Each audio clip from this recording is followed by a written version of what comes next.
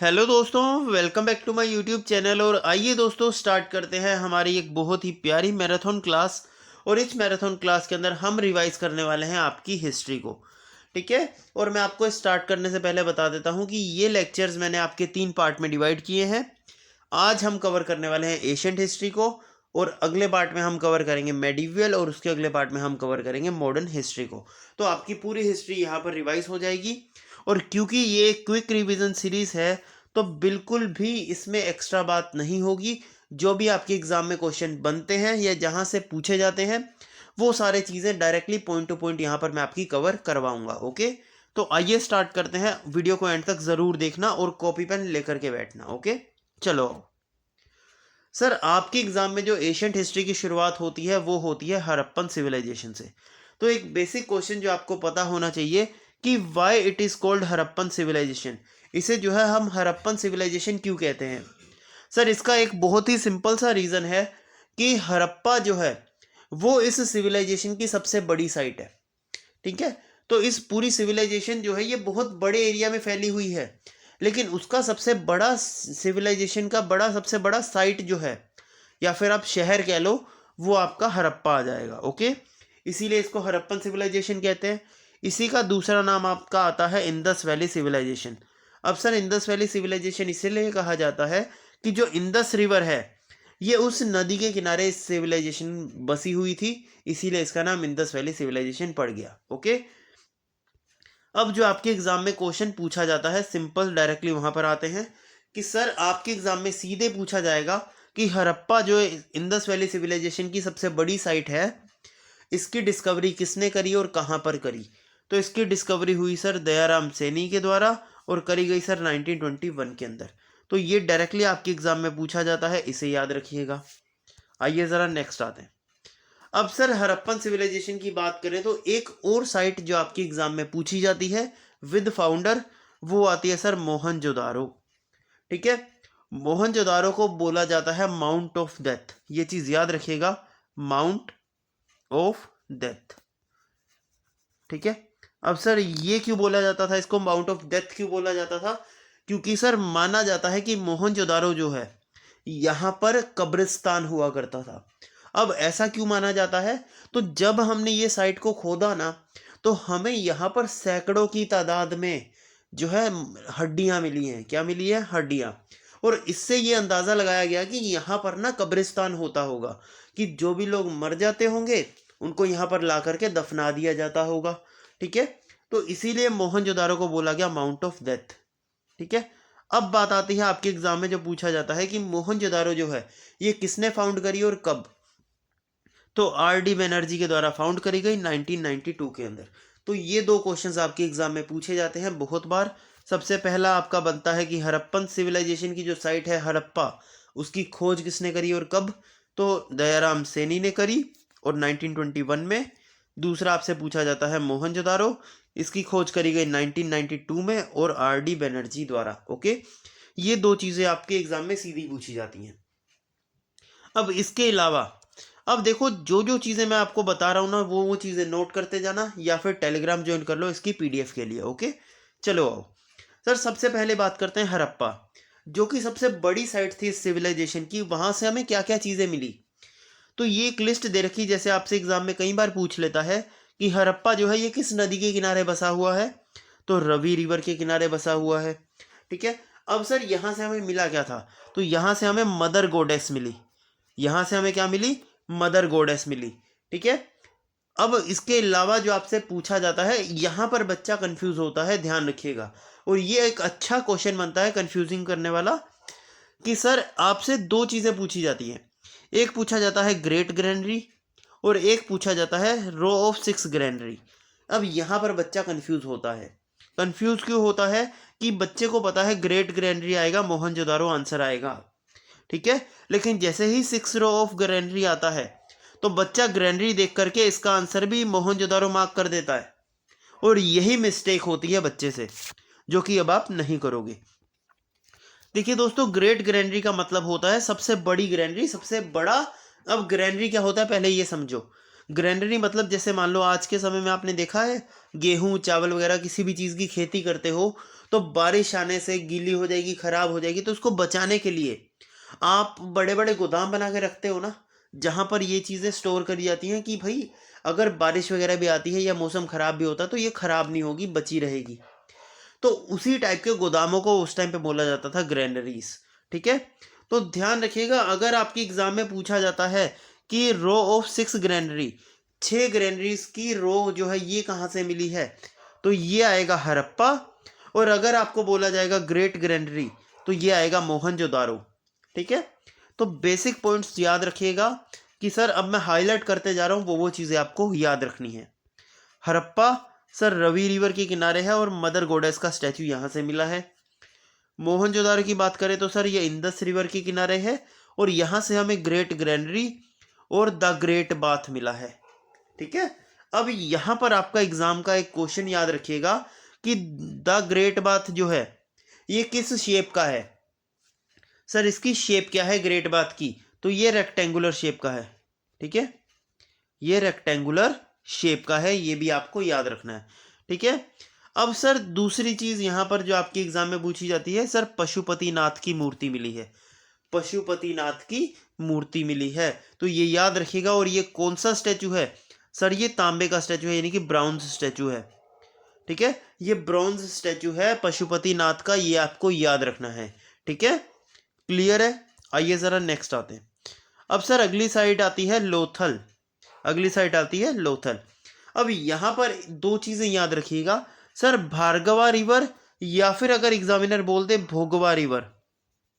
ठीक है, ये दोनों ही एक ही नदी के नाम हैं। भार्गवा और भोगवा अलग अलग नदी नहीं है, एक ही नदी है। ओके, अब आपसे कई बार पूछा जाता है कि सर लोथल किस नदी के किनारे बसा हुआ है, तो सर लोथल बसा हुआ है भोगवा नदी के किनारे। अब इसको याद कैसे रखोगे, सर थाल, थाल में हम क्या लगाते हैं, भोग लगाते हैं, तो भोगवा हो गया। बोलो याद रहेगा, तो थाल में हम लगाते हैं भोग, तो भोगवा रिवर इसका आंसर आ जाएगा। अब सर यहाँ पर आपके एग्जाम के ओरिएंटेड और क्या क्वेश्चन बनता है कि सर यहाँ पर हमें मिला है टेराकोटा, ये चीज यहाँ पर बहुत इंपॉर्टेंट है। ओके, तो लोथल से हमें क्या मिला है सर, टेराकोटा मिला है, ये आपको याद रखना है, बहुत ही ज्यादा इंपॉर्टेंट है। फिर इसके अलावा अगर बात करते हैं, एक आता है चानूदारो। सर चानूदारो बसा हुआ है इंदस रिवर के किनारे। और यहाँ पर आपके लिए एक बहुत ही इंपॉर्टेंट पॉइंट है कि सर ये अकेली सिटी है जिसकी कैपिटल नहीं है। ठीक है, जिसकी कैपिटल नहीं है, लेकिन आपको यहाँ पर एक चीज और याद रखनी है कि ये अकेली सिटी ऐसी है जहां पर कोई भी सिटाडल नहीं है। ठीक है, सिटाडल नहीं है, नो सिटाडल। ठीक है, ये याद रखिएगा, ये बहुत इंपॉर्टेंट पॉइंट है और ये आपका पूछा गया क्वेश्चन है पहले भी। ओके, तो आपको बोला जाएगा डायरेक्टली कि इंदस वैली सिविलाइजेशन की कौन सी ऐसी साइट है जहां पर एक भी सिटाडल नहीं है, तो चानूदारो आ जाएगा। तो आप यहां से ऐसे याद रख सकते हैं, सी से चानूदारो, सी से सिटाडल, तो चानूदारो में सिटाडल नहीं है। ओके, चलिए नेक्स्ट आते हैं धोलावीरा। सर धोलावीरा कौन सी नदी के किनारे है, सर ये इंदस वैली सिविलाइजेशन मतलब इंदस नदी के किनारे है। ठीक है, और ये आज के समय में कहाँ पर है, गुजरात में है। सर यहाँ पर आपको ये याद रखना है कि ये आज के समय में कहाँ पर है, गुजरात। ठीक है, कहाँ पर है, गुजरात। अब इसको याद कैसे रखोगे, तो सर रात में गुजरात, रात में हम क्या नहीं बजाते, ढोल नहीं बजाते, तो रात में ढोल नहीं बजाते, तो धोलावीरा कहाँ पर है, गुजरात में है आज के समय में। ये चीज आपको पूछी जाती है। ठीक है, और लास्ट एंड फाइनल आपसे जो पूछा जाता है कालीबंगन। ठीक है, ये कौन सी नदी के किनारे है, सर घग्गर रिवर के किनारे है। अब इसको याद ऐसे रख सकते हो आप कि बैंगन, कालीबंगन, तो बैंगन जैसा साउंड आ रहा है ना, तो बैंगन घर घर बनता है, तो घग्गर रिवर हो गया। ठीक है, तो आओ जरा एक बार फटाफट से इनको वापस से रिपीट करते हैं और फिर हम चलेंगे आगे। ठीक है, और बिल्कुल भी घबराना मत और वीडियो को एंड तक जरूर देखिएगा, क्योंकि लास्ट में मैं आपको कुछ इंपॉर्टेंट प्रीवियस ईयर क्वेश्चंस भी दिखाऊंगा, ताकि आपको एक तसल्ली हो जाएगी कि हाँ सर हमने सब कुछ कवर कर लिया। ओके, चलो, तो हमने सबसे पहले पढ़ा हड़प्पा। सर हड़प्पा से हमें क्या मिला है, सर मदर गोडेस का स्टैचू मिला है और ये रवि रिवर के किनारे है। मोहनजोदारो, सर इसे माउंट ऑफ डेथ कहते हैं, यहाँ से ग्रेट ग्रैनरी मिली है। यहाँ से ग्रेट बाथ मिला है और यहाँ से पशुपतिनाथ की मूर्ति मिली है। ठीक है, फिर हमने पढ़ा सर लोथल। सर लोथल में हम बात करें तो ये भोगवा रिवर के किनारे है और यहाँ से हमें मिला है टेराकोटा। चानुदारो की बात करते हैं तो चानुदारो सर आपका इंदस रिवर के किनारे है और यहाँ पर एक भी सिटेडल नहीं मिला। इस पॉइंट को आप याद ना रखो, यहाँ पर सिर्फ आप ये याद रखो कि यहाँ पर हमें नो सिटाडल यहाँ पर हमें एक भी सिटाडल नहीं मिला है। नेक्स्ट आते हैं धोलावीरा। सर ये आज के समय में कहाँ पर है, इसका अंदर आपको बस यही याद रखना है, ये कुछ भी याद नहीं रखना। सर धोलावीरा आज के समय में है गुजरात के अंदर। ठीक है, गुजरात के अंदर। और याद कैसे रखोगे, तो रात में हम क्या नहीं बजाते, ढोल नहीं बजाते। ठीक है, और कालीबंगन ये कौन सी नदी के किनारे है, घग्गर रिवर के किनारे है, क्योंकि बैंगन कहाँ बनता है, घर घर बनता है, तो घग्गर रिवर हो गया। क्लियर है। आइए जरा नेक्स्ट आते हैं। अब ये जितने भी पॉइंट्स मैं अभी आपको बता रहा हूं ना, अब ये आपकी रिस्पॉन्सिबिलिटी है। अगर आप स्कोर लाना चाहते हो तो एक जगह पर इनको नोट करना शुरू कर दो। ठीक है, सबसे पहला पॉइंट आता है, और अगर आप नोट नहीं कर पाते ना तो स्क्रीनशॉट लो और कमेंट में लिख दो वो चीज, ताकि आपके दिमाग में वो चीज बैठ जाए। ओके, चलो आओ। सर सबसे पहली चीज जो आपके एग्जाम में डायरेक्टली देखने को मिलती है कि सर सरकोटडा ये अकेली ऐसी इंडस वैली सिविलाइजेशन की साइट है जो कि जहां से हमें हॉर्स के अवशेष मिले हैं, घोड़े के अवशेष मिले हैं। घोड़े के अवशेष यानी कि घोड़े की हड्डियां मिली हैं। क्या मिली हैं, हड्डियां। तो सरकोटडा अकेली ऐसी जगह है इंडस वैली सिविलाइजेशन की जहां पर हमें घोड़े की हड्डियां मिली है, अवशेष मिले हैं। अब ये इंपॉर्टेंट क्यों है सर, देखिए दोस्तों, ऐसा माना जाता है कि भाई, अब इससे हमें पता लगता है कि उस टाइम पे लोगों को घोड़े के बारे में पता होता था। उस टाइम पे लोगों को पता होता था कि घोड़ा एक प्राणी होता है और उससे ट्रेड करते होंगे। ये चीज हमें यहाँ से पता लगती है। ठीक है, क्योंकि सरकोटडा जो है ये आज के समय में गुजरात के अंदर है और हमें यहाँ से ये पता लगता है कि वो लोग घोड़े के बारे में जानते थे और घोड़ा शायद ट्रेड में काम आता होगा उनके। ओके, उसके अलावा सर वहां पर जो लोग होते थे उस टाइम पर, वो क्या चीज खेती करते थे, वो जो है वो किस चीज की खेती करते थे। तो सर वहां पर उनकी जो मेन क्रॉप्स होती थी वो व्हीट एंड बरेली की होती थी और साथ में राइस। व्हीट, बरेली और राइस। तो ये चीज आपको बहुत अच्छे से याद रखनी है। ठीक है, सरकोटडा अकेली ऐसी सिटी है जहां पर क्या मिला है सर, घोड़े के अवशेष मिले हैं। उस टाइम पे लोग क्या खाना पीना खाते थे या क्या चीज उगाते थे, तो व्हीट, बरेली और राइस। ठीक है, अब अगर थोड़ा सा डीप में जाना चाहें, जो कि आपके एग्जाम में पूछ सकता है कि भाई इंडस वैली सिविलाइजेशन के टाइम पर सबसे ज्यादा राइस जो है वो कहाँ पर उगाए जाते थे, तो वो उगाए जाते थे लोथल के अंदर।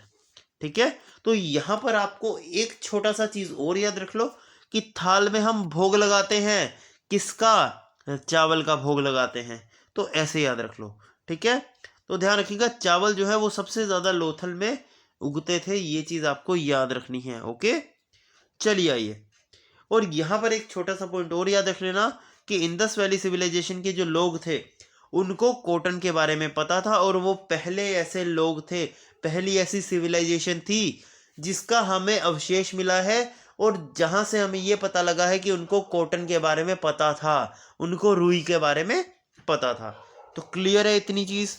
नेक्स्ट आते हैं सर, इंडस वैली सिविलाइजेशन की अगर बात करता हूं तो यहां पर आपको छोटे छोटे पॉइंट्स हैं जो आपके एग्जाम में पूछे गए हैं और वन लाइनर में मैंने यहां पर आपको कवर करवा रहा हूं कि भाई उनको लोयन के बारे में नहीं पता था। अब ये क्वेश्चन आपको लगेगा सर ये कौन पूछता है, तो आप एक काम करिएगा बच्चा, MTS 2018 का पेपर डाउनलोड करिएगा और करीबन 5 से 7 शिफ्ट उसके अंदर आपको ये सवाल मिल जाएगा कि इंडस वैली सिविलाइजेशन के लोग जो हैं वो किस जानवर को नहीं जानते थे, और ऑप्शंस में आपको लोयन मिल जाएगा। ये आपका आंसर है, ये MTS 2018 का क्वेश्चन है। इसके अलावा सर फिर अगर मैं बात करता हूँ, इससे पहले ये कॉटन वाला जो मैंने पॉइंट बताया, ये वाला बच्चे आप एक काम करिएगा, ये भी आप MTS के पास जाइएगा, MTS के एग्जामिनेशंस में, और 2022 के पेपर उठा लीजिएगा। ठीक है, और आखिरी के जो 5 या 10 दिन जो पेपर के थे ना, उनमें जो पेपर्स हुए हैं उनमें देखना ये क्वेश्चन आपको दिख जाएगा, कम से कम 3 या 4 शिफ्ट में तो दिख ही जाएगा ये भी। ठीक है। तो ये सारी चीजें आपके एग्जाम की ही क्वेश्चंस हैं जो कि मैंने वन लाइनर में यहाँ पर कवर करवा दिए। ठीक है, क्लियर है। अब यहाँ पर आपको थोड़ा सा एक छोटा सा पॉइंट जो कि अभी तक नहीं पूछा गया, लेकिन क्योंकि ऐसे क्वेश्चंस पूछ रहा है तो आ सकता है पूछा जाएगा। ओके, ध्यान रखिएगा। वो ये कि सर इनको लोहे के बारे में नहीं पता था, they were not know about the iron. Okay, इनको लोहे के बारे में नहीं पता था, ये चीज आप याद रखिएगा। ठीक है, तो अगर आपको सिंपल सा एक काम करना है, अगर आप नोट्स बना रहे हो तो ठीक है, नहीं बना रहे हो तो कमेंट में आओ फटाफट से, यहां पर लिखो कॉटन। ठीक है, कमेंट में लिखो फटाफट कॉटन सर जानते थे, और आयरन सर नहीं जानते थे। उसके बाद लिखो हॉर्स सर जानते थे, और उसके बाद आ जाऊंगा आपका पास यहाँ पर लोयन सर नहीं जानते थे। तो सिर्फ ऐसी चीज आप फटाफट से कमेंट में लिख दो फटाफट से, कॉटन उसके आगे ग्रीन कलर का राइट लगा देना, और जो आयरन वगैरह उसके आगे क्रॉस लगा देना, ताकि आपके दिमाग में बैठ जाए ये चीज। ठीक है, और ये सारी चीज एक जगह पर मैंने यहाँ पर आपको लिख दी। क्लियर है। अब आते हैं जरा नेक्स्ट पे, आओ जरा। अब यहां पर आपको एक ध्यान रखना, अब मैं अगर आपसे पूछूं सिंपल सी बात बताना कि मदर गोडेस की मूर्ति मिली है, मदर गोडेस की मूर्ति मिली है? बिल्कुल मिली है सर, कि नहीं मिली? नहीं मिली। यहां पर आपको यही चीज मैं आपको यहां पर कवर करवाता हूं, ध्यान से सुनना मेरी बात। ठीक है, अब यहां पर देखिए, तो यहां पर मैंने अभी आपको करवाया कि हड़प्पन सिविलाइजेशन से मदर गोडेस के बारे में पता लगता है। ठीक है, लिखवाया ये चीज। अब जरा यहां पर आओ, अब यहां पर देखिए ये पॉइंट क्या बोल रहा है कि the most commonly found figure is not that of mother गोडेस। ठीक है, अब इसका क्या मतलब हुआ? सर उस समय के लोग मदर गोडेस को पूजते जरूर थे, बट वो स्पेसिफिक नहीं करते थे कि इसी को पूजना है। एक तरीके से आप ये समझ लो कि भाई जैसे आप मानते हो ना, आजकल के टाइम पे क्या होता है कि भगवान होते हैं, हाँ मानते हैं, ठीक है, लेकिन भगवान दिखते कैसे हैं, असल में किसी ने देखा थोड़ी है। तो वही चीज वहां पर होती थी। तो वो मदर गोडेस को पूजते जरूर थे, बट वो कैसी दिखती थी, क्या उसका मतलब, क्या उसका रंग रूप था, कैसे वो दिखते थे, वो चीज के बारे में उनको नहीं पता था। ठीक है, ये चीज आपको याद रखनी है। इसके अलावा पशुपतिनाथ की मूर्ति कहाँ पर मिली है, ये बताइए जरा फटाफट से। तो सर ये मिली है आपकी मोहनजोदारो से। ठीक है, इसके अलावा आपको याद रखना है कुछ छोटी छोटी चीजें, जैसे कि स्वास्तिक का सिंबल। ठीक है, इसके अलावा अगर बात करता हूं तो आपको पता होगा जो हम्प्लेस बुल है, हम्प्लेस बुल, ये सभी चीजें आपको इंडस वैली सिविलाइजेशन में मिली हैं। बट ये कौन सी साइड से मिली है ये अभी तक हमें क्लियर नहीं है। ओके, ये चीज याद रखिए, ये मुझे क्लियर नहीं मतलब अभी तक ये पता नहीं लगा है। ओके, चलिए, तो इतनी चीज क्लियर हो गई। आइए जरा अब आते हैं नेक्स्ट पर। अब देखिए दोस्तों, इंडस वैली सिविलाइजेशन यहां पर हमारी खत्म हो जाती है, बट एक छोटी सी चीज जो मैं आपसे पूछना चाहूंगा कि हमने देखा इंडस वैली सिविलाइजेशन की शुरुआत हुई, इंडस नदी के किनारे ये सिविलाइजेशन बसी हुई थी, लेकिन ये सिविलाइजेशन खत्म कैसे हुई, ये सिविलाइजेशन का एंड कैसे हुआ, ये चीज आपके एग्जाम में पूछा जाता है, कई बार पूछा जाता है। तो देखिए दोस्तों, इसका एंड कैसे हुआ, अब ये चीज का अनुमान जो है, कई सारे जो होते हैं ना आर्कियोलॉजिस्ट, उन्होंने अपने अपने तरीके से इस चीज को बताया है। ठीक है, कुछ का कहना है कि जो आर्यंस हैं, ठीक है, जो आर्यंस हैं ये एक तरीके से ये समझ लो ये गोरे लोग हैं। ठीक है, आर्यंस हैं, ये जो है ये सेंट्रल एशिया में माइग्रेट कर गए। ठीक है, इन्होंने माइग्रेट किया सेंट्रल एशिया की तरफ, ठीक है, और इंडियन सब कॉन्टिनेंट्स की तरफ, जिसके वजह से क्या, आप देखो आर्यंस वहां पर रहेंगे तो इन्होंने क्या किया, वहां के लोग जो थे उनको मारा और उनको हटा करके यहाँ पर इन्होंने अपनी सिविलाइजेशन स्टार्ट करी। ठीक है, कुछ लोगों का ये कहना था, कुछ का कहना था कि भाई जो इंडस वैली सिविलाइजेशन है उसका खत्म होने का कारण ये था कि वहां पर बहुत बड़ा जियोग्राफिकल चेंज आया। जियोग्राफिकल चेंज का मतलब कि भाई तुम कह लो भूकंप आया या फिर ऐसा कुछ चीज हुई, डिजास्टर आया, जिसकी वजह से वो सिविलाइजेशन वहां से खत्म हो गई। फॉर एग्जाम्पल जैसे डायनासोर की बात करते हैं तो डायनासोर खत्म हो गए ना। ठीक है, तो वही उसी तरीके से सेम किसी ने वो सेम थ्योरी यहाँ पर दी है। ठीक है, किसी ने बोला है कि भाई वो क्लाइमेट जो है यहाँ पर क्लाइमेट चेंज हुआ, यानी कि मौसम बहुत तेजी से बदला, जिसकी वजह से वो यहाँ पर सरवाइव नहीं कर पाए और वो कहीं और माइग्रेट हो गए। ओके, तो बहुत सारे रीजंस हैं उनके खत्म होने के।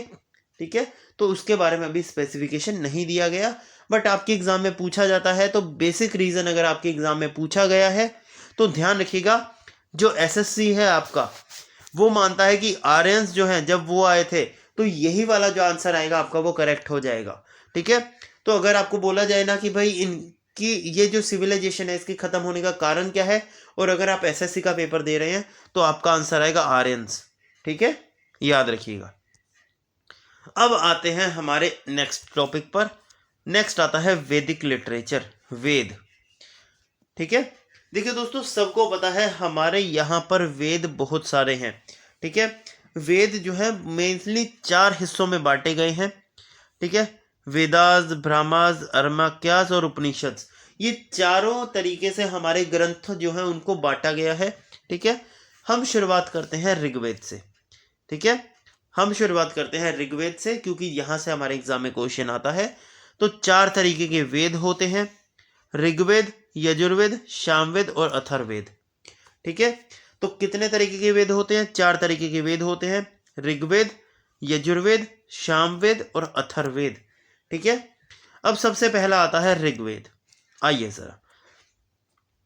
सर ऋग्वेद की अगर बात करता हूं तो सबको पता है ये ओल्डेस्ट वेद है। जिसको नहीं पता लिख दो कि ये ओल्डेस्ट है। ठीक है, दूसरी चीज जो आपके एग्जाम में पूछी जाती है कि सर इसके अंदर कितने हाइम्स होते हैं और वर्सेस होते हैं।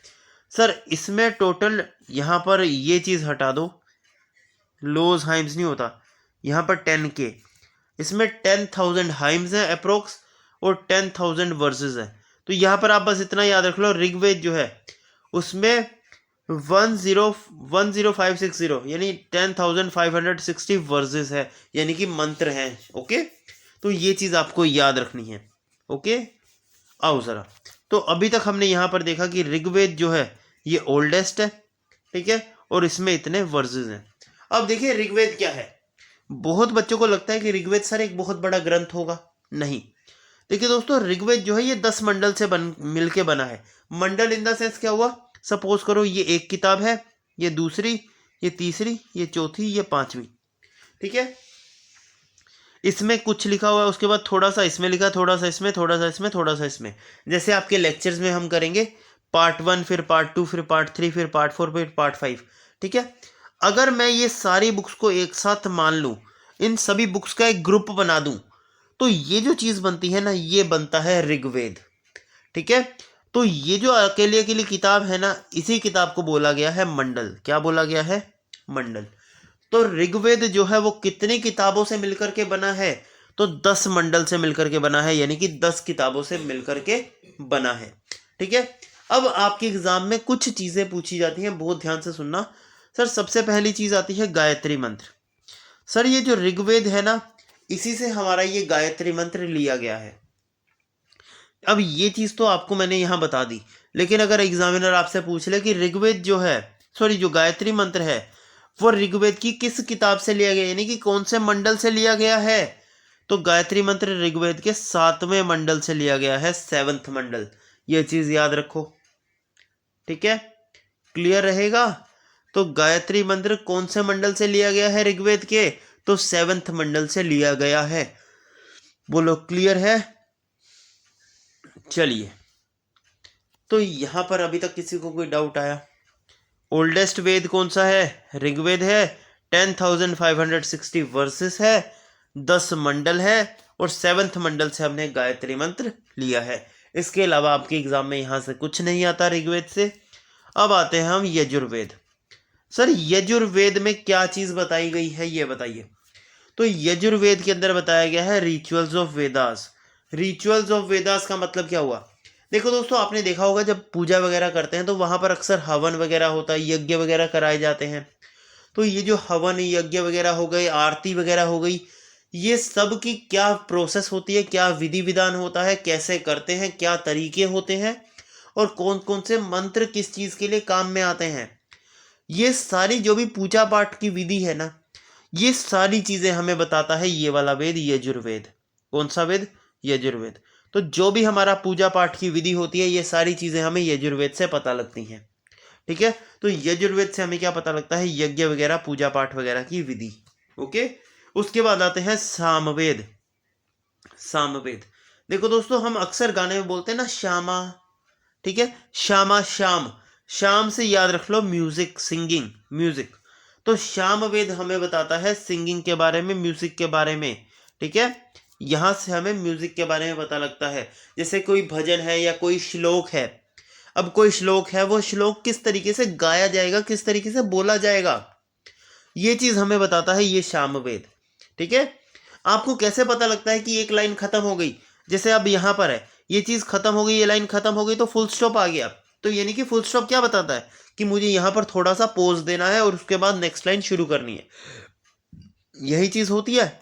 कोमा का मतलब क्या होता है कि बिल्कुल थोड़ा सा स्टॉप देना है फिर नेक्स्ट आगे शुरू करना है। फुल स्टॉप आ गया यानी कि यहाँ पर हमारी लाइन खत्म हो गई। हिंदी में बात करता हूँ तो जब आपके पास विराम आ जाता है तो वहां पर आपका सेंटेंस खत्म हो जाता है ना। तो ये जो चीजें हैं, ग्रामर की जो ब्यूटी है, ये चीजें ये हमें कैसे पता लगती है कि कौन सी लाइन कहाँ तक खत्म हो गई, फिर हमें इतनी देर के लिए रुकना है, फिर हमें फिर से स्टार्ट करना है। तो ये जो सारी चीजें हैं ना, ये सारी चीजें हमें सामवेद बताता है। सामवेद के अंदर एक तरीके से जो मंत्र वगैरह होते हैं, जैसे आपने देखा होगा अगर आप पुरानी कोई किताबें देखो तो वहां पर कई बार आप देखोगे भजन के आगे ना ऐसे डबल लाइन लगी होती है, कई बार आखिरी में सिंगल लाइन लगी होती है, कई बार आखिरी में डबल होती है। ये क्या होता है? सिंगल लाइन का मतलब है ये लाइन एक बार बोली जाएगी, जो डबल लाइन है उसका मतलब है वो लाइन 2 बार बोली जाएगी, 2 बार रिपीट करनी है, उसको वापस से रिपीट करना है। तो ये जो चीजें हैं ना, किस तरीके से गाया जाएगा कोई चीज को, ये चीज हमें सामवेद बताता है। ओके, तो ये चीज याद रखिएगा। नेक्स्ट आते हैं अथर्ववेद। सर अथर्ववेद की बात करते हैं तो इसको बोला जाता है काला बुक, ब्लैक बुक, यानी कि काला जादू की किताब, the magic mantras, spell the magic mantra, ठीक है। जादू, टोना, टोटका, हवन, नजर, झाड़ा वगैरह करवाते हो, जो भी ये चीजें होती है ना, ये सभी तांत्रिक विद्याएं जो भी होती हैं, ये सब चीजें हमें इस अथर्ववेद से मिलती हैं, ठीक है। तो अभी तक हमने चारों वेद पढ़े, फटाफट से एक बार रिवाइज करें। चलो आओ, सबसे पहले हमने पढ़ा सर ऋग्वेद, जो कि सबसे ओल्डेस्ट है, ठीक है। 1560 वर्सेस है इसमें और 10 मंडल्स हैं। मंडल्स का मतलब होता है बुक्स, ये 10 बुक्स से मिलकर के बना है, ठीक है। और इसके जो 7वां मंडल है उसमें क्या मिला है सर? गायत्री मंत्र मिला है। नेक्स्ट आइएगा यजुर्वेद। सर यजुर्वेद की बात करते हैं तो ये सर बताता है यवन, हवन वगैरह की, ये बताता है हवन वगैरह की विधि को, कि कैसे हवन वगैरह होते हैं, क्या चीज़ें होती है, कैसे पूजा पाठ वगैरह करी जाती है, उसकी सभी विधि को यहाँ पर इसमें दिखाया गया है। उसके बाद आता है सामवेद। सामवेद की बात करते हैं तो सर यहाँ पर ये हमें बताता है कि किस चीज़ को कैसे गाया जाएगा, किस चीज़ को कैसे बोला जाएगा, ठीक है। चलिए, उसके बाद आता है अथर्ववेद। अथर्ववेद हमें बताता है काला जादू, टूना, टोटका वगैरह, जो भी झाड़े वगैरह, जो भी ये चीज़ें हैं वो चीज़ों के बारे में, ठीक है। यहाँ पर हमारे ये चारों वेद होते हैं खत्म, ठीक है। इसके अलावा बच्चे मेरे टेलीग्राम पर ना मैंने आपको एक लिस्ट पहले भी दे रखी है, आप अब भी जाओगे आपको मिल जाएगी।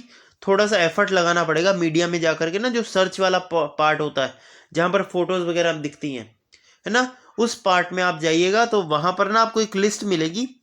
उस लिस्ट के अंदर मैंने यहाँ पर चारों वेद दे रखे हैं, ठीक है। और इन सभी वेद को पढ़ने वाले को क्या कहते हैं, दूसरी तरफ उसका नाम दे रखा है। जैसे मैं बता देता हूं, मैं जैसे मान लो ऋग्वेद है, ठीक है।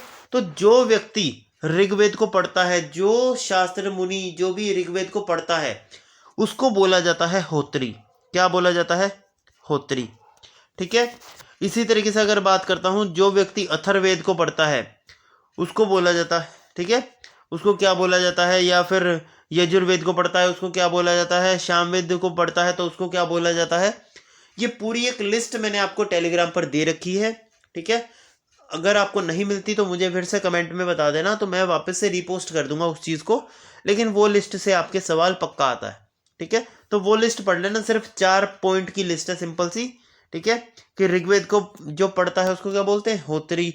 यजुर्वेद को पढ़ता है उसको क्या बोलते हैं? तो ये 4-5 पॉइंट्स की लिस्ट है, वो बहुत इंपॉर्टेंट है, ओके। तो कमेंट में ज़रूर लिख देना ताकि मेरे को याद रहे कि हाँ ये लिस्ट पोस्ट करनी है, तो मैं जल्द से जल्द कर दूंगा, ओके। चलिए आइए सर उपनिषद की बात करते हैं। देखो पहले आपका एग्जामिनर क्या करता था, सिर्फ वेदों तक अपने आप को रखता था एग्जाम में, बट अब पिछले 1-2 साल से क्या होने लगा है, वो उपनिषद से भी सवाल पूछ रहा है, ठीक है। तो आपको उपनिषद से जो मैं चीज़ बताऊंगा सिर्फ वही पढ़नी है, सिर्फ 2 या 3 लाइन का टॉपिक है आपका उपनिषद, और इससे ज़्यादा हमने नहीं पढ़ना है। सर टोटल बात करता हूँ तो कितने उपनिषद है हमारे पास, तो टोटल 108 उपनिषद है, ठीक है। अच्छा, फिर अगर मैं एक बात बताऊं तो बताइए ज़रा कि भाई उपनिषद जो है, जो उपनिषद होते हैं ये जनरली किस चीज़ पे बेस्ड होते हैं, तो ये वेदांता पे बेस्ड होते हैं। किस पे होते हैं? वेदांता पे बेस्ड होते हैं। अब सर ये उपनिषद क्या होता है? सर उपनिषद असल में धार्मिक ग्रंथ होते हैं। जैसे अब इतने बड़े बड़े ग्रंथ हैं हमारे देश के अंदर, ठीक है, हमारे जो एशियंट हिस्ट्री वहाँ पर इतने बड़े बड़े ग्रंथ हैं। अब सभी ग्रंथ को तो पढ़ना पॉसिबल नहीं है आम पर्सन के लिए, तो जो भी उनकी राइटिंग्स हैं या जो भी उनकी जो टीचिंग्स हैं उनको कंपाइल करके एक उपनिषद के रूप में रखा गया है, ठीक है। तो ये चीज़ आप समझ लीजिए। जैसे मान लो फॉर एग्जांपल, जैसे मैं अभी यहाँ पर हूँ, ऐसे तो हिस्ट्री के अंदर बहुत छोटे छोटे इवेंट्स हुए हैं, एशियंट हिस्ट्री के अंदर बहुत छोटे छोटे इवेंट्स हुए हैं। अब हर एक चीज़ को बिल्कुल बारीकी से पढ़ाने में एटलीस्ट 3 से 4 दिन का कंप्लीट लेक्चर, मतलब कि करीबन 48 आवर्स का एक लेक्चर चाहिए, जिसके अंदर आपकी वो पूरी हिस्ट्री कवर करवा सकता हूँ मैं एक एक पॉइंट लगा करके, ठीक है। लेकिन एक एग्जाम की ओरिएंटेड मैं वही चीज़ आपको सिर्फ एक 3 लेक्चर में दे रहा हूँ, 3 या 4 घंटे के लेक्चर में, अगर तीनों मिला दो तो वो पूरे 48 घंटे का एक पूरा लेक्चर बनता, और उसकी जगह पर यहाँ पर एक सिर्फ 3 घंटे का लेक्चर बन रहा है। जबकि इसके अंदर क्या हुआ, इस 3 घंटे के लेक्चर में क्या हुआ, जो भी मैंने मेन मेन पॉइंट्स थे, जो भी मेन मेन बातें थी, वो मैंने आपको बतानी है। ठीक उसी तरीके से जो उपनिषद है, इसमें क्या किया, जो बड़े बड़े ग्रंथ वगैरह होते हैं ना, तो उनकी जो मेन मेन फिलोसॉफीज होती है, उनकी जो मेन मेन ज्ञान की बातें होती हैं, उन सभी को कंपाइल करके इनमें रखा गया है, ओके, विद सब्जेक्ट वाइज, कि भाई जैसे ये इस सब्जेक्ट की है, ये इस सब्जेक्ट की है, तो उसी तरीके से 108 उपनिषद बनाई गई। हर एक उपनिषद में स्पेसिफिक कर दिया कि भाई यहाँ पर एक बुक में सारी दवाइयों से जुड़ी हुई ज्ञान की बातें हैं, एक में सारी धर्म से जुड़ी हुई ज्ञान की बातें हैं, एक में सारी जो है बाकी जो एक्स्ट्रा इन्फॉर्मेशन है, एक में सारी वो कर रखी है। तो इस तरीके से 108 उपनिषद में बांटा गया है ज्ञान को। तो फिलोसॉफीज जो हैं उनको 108 हिस्सों में बांटा गया है उपनिषद के अंदर, सब्जेक्ट वाइज, ओके। चलिए अब सर वेदांगास की बात करते हैं, जिन पर हमारा पूरा उपनिषद रचा हुआ है। जो 108 सब्जेक्ट की बात कर रहा हूं सर, वो 108 सब्जेक्ट जो है वो असल में मेन 6 सब्जेक्ट से मिलकर के बने हैं। वो 6 सब्जेक्ट्स आपके आती है, शिक्षा, कपलसूत्रता, व्याकरणा, निरुक्ता, चांद और ज्योतिष्या। ये 6 मेन सब्जेक्ट्स हैं जिनके ऊपर आपका पूरा का पूरा वेदांग्स यानी कि उपनिषद बेस करते हैं, ठीक है। नेक्स्ट आइएगा सर, महाकाव्य की बात करते हैं। किसकी? महाकाव्य की। तो देखिए दोस्तों, हमारे देश के अंदर 2 महाकाव्य हुए हैं। सबसे पहला आता है रामायण और दूसरा आता है महाभारत। ये हमारे देश के सबसे बड़े इपिक्स हुए हैं, सबसे बड़े ऐतिहासिक घटनाएं कह लो या इपिक्स कह लो, है ना, ये सबसे बड़ी इपिक्स है। अब आपका एक आपका एक नॉलेज टेस्ट करनी है मैंने। अब ये आपके ऊपर है। अब आप मुझे फटाफट से, होमवर्क में है ये आपका क्वेश्चन, कि आप मुझे बताएंगे रामायण किसने लिखी है और महाभारत किसने लिखी है। इन दोनों के राइटर्स का नाम आपका होमवर्क क्वेश्चन है। आप मुझे कमेंट में इसका आंसर करिएगा, ओके। और इसका आंसर करके आपकी अटेंडेंस भी लग जाएगी कि हाँ भाई आप लोग वाकई में वीडियो को देख रहे हैं ध्यान से, ओके। चलिए आइए, तो अभी तक हमने उपनिषद से क्या पढ़ा, एक बार फटाफट से देखें। चलो सर, अभी तक हमने उपनिषद में देखा कि भाई उपनिषद जो है ये किसके ऊपर बेस्ड होती है? सर वेदांग्स के ऊपर बेस्ड होती है। सर कितनी उपनिषद है टोटल? सर 108 उपनिषद है। और सबसे ओल्डेस्ट उपनिषद कौन सी है? सबसे पुरानी उपनिषद कौन सी है भाई? तो वो आ जाएगी वीरधरण्यका, ओके, वीरधरण्यका, ये सबसे पुरानी उपनिषद है, ठीक है। चलिए आइए, इसके अलावा अगर जो भी क्वेश्चन बनते होंगे ना, वो टेंशन मत लो, वो जो हम थर्ड लेक्चर करेंगे ना, इसका जो थर्ड पार्ट करेंगे, उसके अंदर तो पूरी कंपाइलेशन है आपका। वो समझ लो कि उसके अंदर करीबन मैं 50 या 60 क्वेश्चन की कंपाइलेशन दूंगा, जिसमें आपका सारा हर बारीक से बारीक चीज कवर करवा दूंगा, ओके। चलो अभी यहाँ पर आओ, तो वेदांगास की बात करते हैं। तो आपसे ये एग्जाम में पूछा गया है क्वेश्चन, इसको स्टार मार्क करिए, ठीक है। और ये बहुत इंपॉर्टेंट है, इसको छोड़ना नहीं है। आपसे एग्जाम में सीधा पूछा गया था कि वेदांगास जो है ये कितने सब्जेक्ट्स में डिवाइड किया गया है। तो ये 6 सब्जेक्ट में डिवाइड किया गया है। अब इसका क्वेश्चन किसी भी तरीके से एग्जामिनर आपसे पूछ लेता है। फॉर एग्जाम्पल मैं एग्जामिनर हूं, तो मैं क्या करूंगा, 3 ये वाली किताबें दे दी और एक कोई अलग सी किताब का नाम दे दिया, और आपको बोल दिया कि बताओ जरा इनमें से कौन सा वेदांग नहीं है, अब बताइए, तो फंस जाओगे ना। जैसे मान लो 4 दिए दे दिए, एक दे दिया मुद्रा राक्षस, ठीक है, एक दे दिया मुद्रा राक्षस। अब बताओ जरा इनमें से कौन सा वेदांग नहीं है, तो वैसी बात है मुद्रा राक्षस।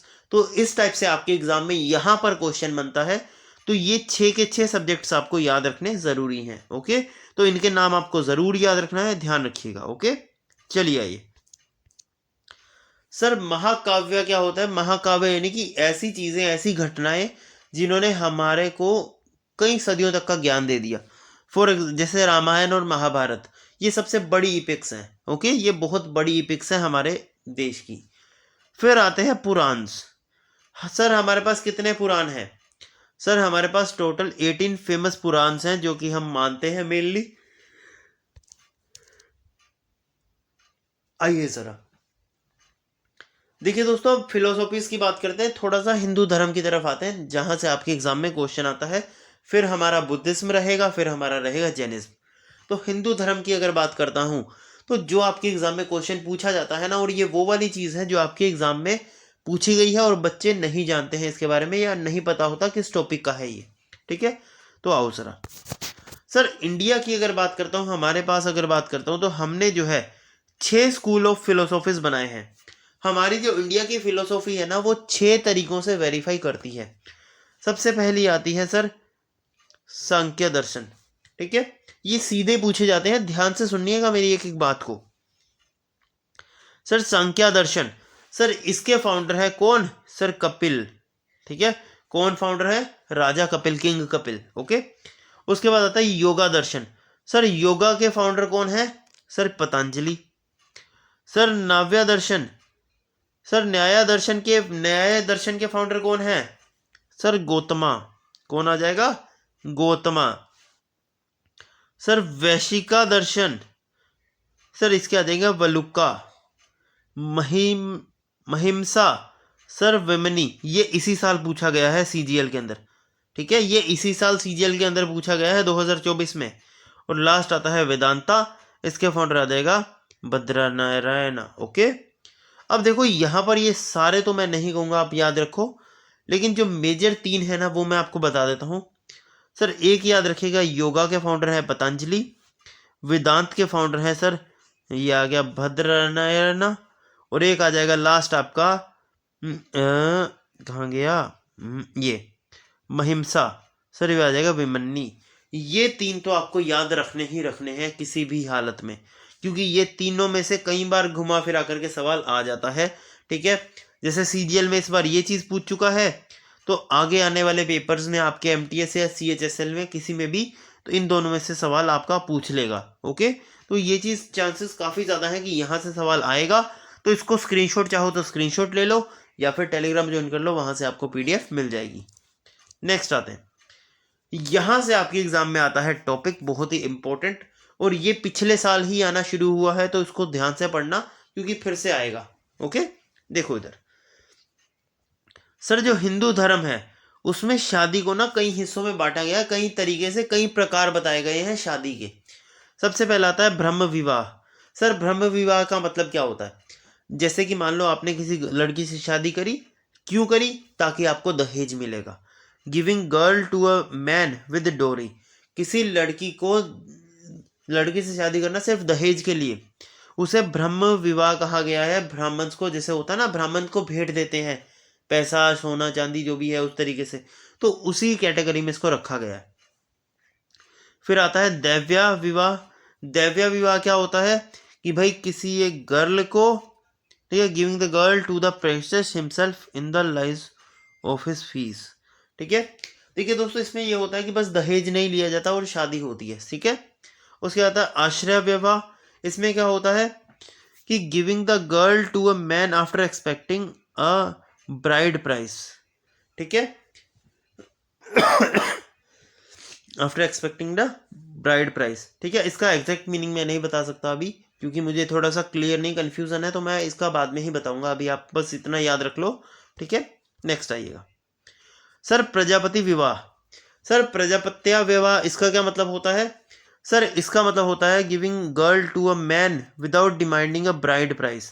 ठीक है, किसी भी लड़की की किसी आदमी से शादी कर देना बिना उसके बदले में कुछ चाहे, बिना उसके बदले में कुछ और इच्छा किए। ओके, उसके बाद आता है गंधर्व विवाह, जो कि आप सभी लोग पसंद करते हो, जो कि आज का ट्रेंड भी चल रहा है ना आपका, लव मैरिज। ओके, तो ये वाला चीज़ जो है ये एग्जामिनर को भी पता है आजकल ट्रेंडिंग में है, इसीलिए आपके एमटीएस जैसे एग्जाम में 2024 में ये चीज़ पूछी गई है। ठीक है, समझ रहे हो? तो ये चीज़ें पूछी गई हैं एग्जाम में, कोई भी अपने मन से नहीं बता रहा हूँ मैं। ओके, आप चाहे पेपर देख सकते हो या फिर थर्ड पार्ट जो आएगा उसको वेट करना। ठीक है, उसमें स्क्रीनशॉट के साथ मेंशन करके डालूंगा कौन सी शिफ्ट में क्या चीज़ आई है। ओके, चलो सर असूर्या विवाह, असूर्य विवाह का मतलब क्या होता है? असूर्य विवाह, असुर कौन होता है? जो कि उठा करके ले आता है लड़की को, खरीदता है, जो होता है ना, जैसे आज भी आप देखते होगे कहीं होता है ना, छोटी बच्चों को किडनैप कर लेंगे, दूसरे शहर ले जाएंगे या दूसरे देश ले जाएंगे, वहां पर बेच देंगे। तो इस टाइप से जो व्यापार चलता है ना, इसको बोला जाता है असूर्य विवाह। Marry with a girl, purchase a girl. ठीक है, marry with a purchased girl, किसी, है ना, बस ये समझ लो अब इतना। राक्षस विवाह, राक्षस विवाह क्या होता है भाई? तुम मुझे तो अच्छी लगती है, किडनैप कर लिया, शादी वादी कर ली, तो वो चीज़। ठीक है, marry a girl daughter by defeating a king और किडनैपिंग अ गर्ल। ठीक है, जो रावण ने किया था एक तरीके से, होता है ना, सीता माँ को किडनैप कर लिया था, तो उस टाइप से उठा करके ले जाना और फिर शादी कर लेना, ये चीज़ होती है। ठीक है, तो ये सब मैरिज के टाइप्स हैं जो कि आपके एग्जाम में पूछे जाते हैं। अब जो आपके एग्जाम के लिए इंपॉर्टेंट है, सीधे वहां पर आता हूँ और वो चीज़ बता देता हूँ जो आपको याद रखनी है।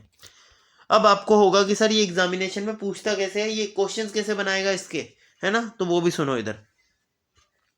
आपका एग्जामिनर सीधे पता है क्या पूछता है? बताइए जरा, in our Hindu marriage it will come under which category. आपको ना एक डेफिनेशन दे देगा सीधी सीधी कि भाई giving the girl to a priestess himself in ल्यूइंग of his fee, this marriage will comes under which category. आपको ये पूरी की पूरी लाइन दे देगा और बताएगा, बोलेगा कि बताओ जरा ये मैरिज जो है ये किसकी कैटेगरी में आती है, और ऑप्शन में देगा ब्रह्म विवाह, दैव्य विवाह, अर्श विवाह और राक्षस विवाह। बताओ, तो आपको बताना पड़ेगा दिव्य विवाह। तो इस टाइप से आपका एग्जामिनर यहाँ पर क्वेश्चन बनाता है। तो इसमें आपको मैं बोलूँगा ये सारे के सारे ही आपके एग्जाम में पूछे गए हैं, ये सारे के सारे ही आपने पढ़ के जाने हैं, एक भी चीज़ नहीं छोड़नी। ओके, चलिए अब आते हैं महाजनपद। सर महाजनपद के अंदर आपके एग्जाम में सिर्फ एक ही सवाल आता है कि सर महाजनपद और उसकी कैपिटल बता दो। फॉर एग्जाम्पल आपको बोलेगा अंगा, उसकी कैपिटल क्या आ जाएगी? सर चंपा। ठीक है, तो याद रखना, देखो कैसे याद रखना है, अंग अंग में चंपी कर दो, अंग अंग में क्या कर दो? चंपी कर दो, यानी अंगा तो चंपा। ओके, उसके बाद मगध, मगध में कौन रहते हैं? मगध काफी ज्यादा कैपिटल है ना, मगध काफी काफी ज्यादा राजाओं की कैपिटल रही है मगध। मगध जो है काफी राजाओं की कैपिटल रही है, तो इसीलिए याद रखना मगध में कौन रहते हैं? राजा। कौन रहते हैं? राजा। तो ग्रीव राजा या फिर राजा गीस, जैसे मर्जी कर लो, दोनों एक ही नाम है। आपके एग्जाम में ग्रीव राजा पूछा जाता है। ठीक है, तो ये याद रखना। तो मगध में कौन रहते हैं? राजा रहते हैं। ठीक है, फिर आते हैं सर काशी, काशी की काशी ही रहेगी। ठीक है, वस्ता कोसाम्बी, वस्ता कोसाम्बी ये उसकी कैपिटल है, कोसाम्बी। अब इसकी ट्रिक नहीं है, इसको याद ही करो फिर। ओके, चलो कसाला की कैपिटल क्या है? श्रावस्ती। ठीक है, शुरसेना मथुरा, पंचाला कंपिलिया। अब देखो ये सारी आपकी कैपिटल्स हैं। अब मैं जो आपको हाईलाइट करवा रहा हूँ ना, आपको बस वही पढ़नी है, वो आपकी एग्जाम में पूछी जाती हैं।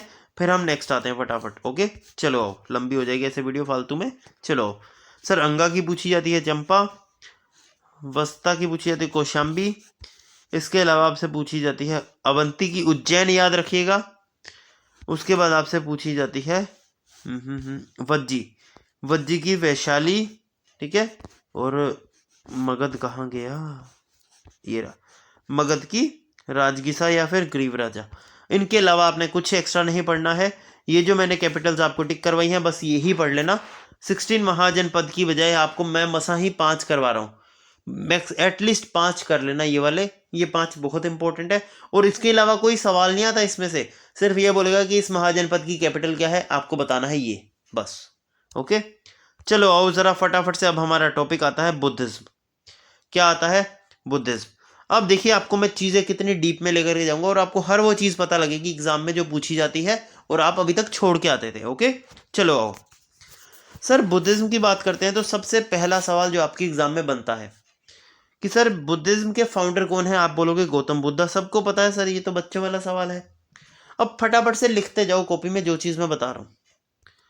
सर गौतम बुद्धा जो है, इनका जन्म कौन से बीसी में हुआ था? सर 563 बीसी में हुआ था, सबसे पहला सवाल। ओके, दूसरा सवाल, सर कहां पर हुआ था? सर ये हुआ था पूर्णिमा के दिन। ये नहीं पता होता बच्चों को, ये याद रखो कि ऑन द पूर्णिमा डे, पूर्णमासी की रात को। दूसरा क्वेश्चन। तीसरा, सर कौन सी जगह पर? सर लुम्बिनी, नेपाल के अंदर। तीसरा सवाल। चौथा सवाल, सर गौतम बुद्धा कौन सी क्लैन से बिलोंग करते हैं? कौन सी क्लैन से? तो सांख्य क्षत्रिय क्लैन, सांख्य क्षत्रिय क्लैन। ये चौथा सवाल। सर पांचवा सवाल, सर उनके फादर का नाम क्या था? सुधोधना। उनके फादर का नाम क्या था? सुधोधना। छठा सवाल। सातवां सवाल, सर वो कहाँ के राजा थे? कपिल वास्तु के राजा थे, किंग ऑफ कपिल वास्तु। सातवां सवाल। सर उनकी मदर का नाम क्या था? महामाया सर। आठवां सवाल। सर और वो कहाँ की रहने वाली थी? उनकी जो मदर थी, जो क्वीन थी, वो कौन सी क्लैन से बिलोंग करती थी? तो कोयलिया क्लैन। आठवां सवाल। मानते हो इस इतनी सी स्लाइड में आपके एग्जाम के 8 सवाल हैं, और इन 8 में से जो आप लोग छोड़ते हो, एक इनके फादर का नाम, एक इनकी मदर का क्लैन, ठीक है, इनकी मदर का नाम है महामाया और इनका क्लैन है कोयलिया क्लैन। अब यहीं पर आप वो बहुत गलती करते हो, ध्यान से सुनना। सर जो महामाया है ये कोयलिया क्लैन से है, और सुधोधना जो है ये क्षत्रिय क्लैन से है। ये चीज़ आपको पता होनी चाहिए। ये चीज़ बच्चे आप लोग गलत आंसर मार्क करते हो, यहाँ पर आप फंसते हो। यहाँ पर आप क्या करते हो, जैसे आप देखते हो ना कि क्षत्रिय क्लैन या फिर शाक्य क्लैन, आप आंसर मार्क कर देते हो यही होगा। गौतम बुद्धा की माँ अलग क्लैन से है, गौतम बुद्धा के पिता अलग क्लैन से हैं, ये आपको पता होना चाहिए। ठीक है, बोलो इतनी चीज़ क्लियर है? चले, तो इस एक स्लाइड से आपके करीबन 8 सवाल मैंने आपको करवाए हैं। ओके, फिर से दोहराएं फटाफट से 8 सवाल, और मेरे साथ साथ खुद भी बोलते रहना। ओके, चलो अब सबसे पहला सवाल, सर फाउंडर कौन है? गौतम बुद्धा। सर कहाँ, कौन से बीसी में फाउंड किया? 563 बीसी में। कहाँ पर?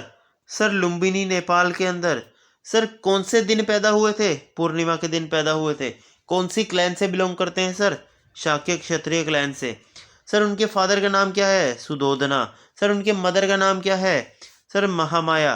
सर महामाया कौन सी क्लैन से हैं? कोयलिया क्लैन। और फादर कौन सी क्लैन से हैं? सर क्षत्रिय क्लैन। बोलो मजा आया? चलो नेक्स्ट आओ जरा। सर अब यहाँ पर एक बात समझना कि सर इनके जो पिता है ना, उन्होंने इनकी शादी जो है वो जल्दी कर दी थी, छोटी उम्र में कर दी थी।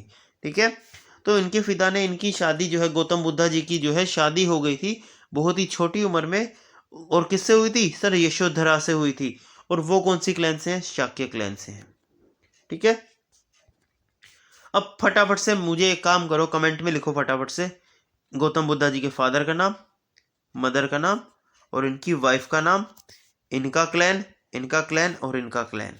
फटाफट से कमेंट में लिख दो कि फादर इस क्लैन से है, मदर इस क्लैन से, वाइफ इस क्लैन से है, लिख दो। और जब तक बाकी बच्चे जिनको नहीं याद रहा, वीडियो को लाइक एंड शेयर कर दो फटाफट से, और सब्सक्राइब कर दो। ठीक है, चलो आओ आगे चले। ठीक है, ये चीज़ें ना कमेंट में लिखने से फ़ायदा पता है क्या होता है? एक बार आपने मेरे मुंह से सुनी, एक बार आपका दिमाग में गई, और दूसरी चीज़ जब आप वही चीज़ लिखोगे ना, तो आपका दिमाग में 3 बार जाएगी ये चीज़। एक बार आपने सुनी, एक बार मैंने बोला, और उसके बाद आपके दिमाग में भी गया। ठीक है, और आपने देखा जो वो अलग है ना, तो उससे चीज़ें पक्की हो जाती हैं, आपके दिमाग में बैठ जाती हैं। चलिए नेक्स्ट आते हैं। सर अब गौतम बुद्धा जी की बात करते हैं, तो भाई अब शादी करी है तो उनका एक बेटा हुआ, बेटे का नाम क्या है? राहुल। ठीक है, सर आपको गौतम बुद्धा जी की लाइफ के बारे में मोटा मोटा क्या क्या पता करना है जो अभी तक हमने पढ़ा? सर फादर, मदर, इनकी वाइफ, इनका सन, इनका बर्थ कब हुआ, इनकी डेथ कब होगी, ठीक है, कितनी एज में इन्होंने घर छोड़ा था, कौन सी एज में ये जो है इन्होंने अपनी फर्स्ट सेरेमनी दी थी, ठीक है। ये सब चीजें आपको यहाँ पर इनके बारे में मोस्टली पता होनी चाहिए। ओके, चलिए आइए। अब सर जब वो 29 ईयर्स के हुए तो वो घर से भाग गए, घर से भाग गए, ठीक है। ही रिनाउंस्ड होम, ठीक है, और घर से जाने को, घर को छोड़ करके, त्याग करके चले गए, उस चीज को बोला जाता है महाभिष्क्रमणा। ओके, महाभिष्क्रमणा, ये चीज याद रखिएगा। महाभिष्क्रमणा मतलब क्या होता है, घर से छोड़ करके चला जाना, ठीक है। और इनके टीचर का नाम ये 99% बच्चों को नहीं पता, अलारा कलामा। ये इंपॉर्टेंट है, इसे मार्क करिए डबल स्टार। बोलो, क्लियर हुई बात? चले चलिए आइए। अब यहां पर जो आपके एग्जाम में क्वेश्चन पूछे जाते हैं ना, मैं वो यहां पर बता देता हूं कि देखो, गौतम बुद्धा जी ने ना 4 बुद्धिस्ट काउंसिल हुई थी। कितनी बुद्धिस्ट काउंसिल हुई सर? 4 बुद्धिस्ट काउंसिल हुई थी, अलग अलग राजाओं ने करवाई हैं और अलग अलग टाइम पर ये हुई हैं, ठीक है। आपको जो पूछा जाता है सीधे याद रखना है कि फर्स्ट बुद्धिस्ट काउंसिल किसने करवाई? अजात शत्रु ने करवाई। और उस टाइम पे चेयरमैन कौन था, चेयरपर्सन? तो महाकश्यप जो है वो चेयरपर्सन था, ठीक है। तो सबसे पहली बुद्धिस्ट काउंसिल अजात शत्रु ने कराई, महाकश्यप उस टाइम पे चेयरमैन थे। सेकंड बुद्धिस्ट काउंसिल काल अशोक ने करवाई और उस टाइम पे सबकामी चेयरमैन थे। फिर थर्ड आती है अशोका ने और मोगली पुत्रा, वो वहां पर थे मतलब चेयरपर्सन के रूप में। और चौथी आती है कनिष्क के द्वारा वासुमित्रा। अब इसको याद कैसे रखोगे, ठीक है। इसको याद रखने की सिर्फ एक ही ट्रिक है, देखो इधर, यहां पर लिख देता हूं मैं, ए आर वी पी के, ठीक है। ए के आर वी पी के, इसी तरीके से आपको ये याद रखना है, ए के आर वी पी के। फर्स्ट बुद्धिस्ट काउंसिल अजात शत्रु, कहां पर? राजगृह में। सेकंड ये देखो इधर, अजात शत्रु राजगृह में। फिर काल अशोक वैशाली, फिर अशोका पाटलिपुत्रा और कनिष्क कुंदलवन कश्मीर।